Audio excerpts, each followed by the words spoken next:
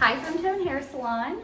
Today I am doing a root touch-up on my client. She has some silver sparkles, and we're going to add a little money piece blonde to the front and pull up her balayage a little. In this case, I have done her root color already because I do need it to process to cover her gray.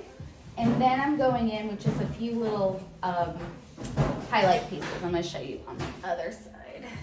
And I do a 𝗧𝗢𝗡𝗙 method. Hi! You're famous!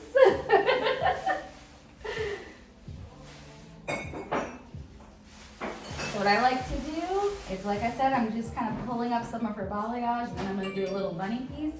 I like to do baby lights, and then, so I've got fine pieces, and then I'm going to tease up a little.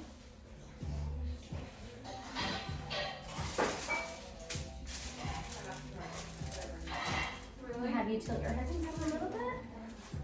Okay, now I'm going to apply my lightener and kind of feather up and a little bit down, and that's just going to give her a little brightness around the face and pull up the balayage that she already has, because everything else looks really great. So we just want to pull up the front and blend it all for her. If you guys ever have any questions about color or services, just give us a call, and I hope you guys enjoy your day.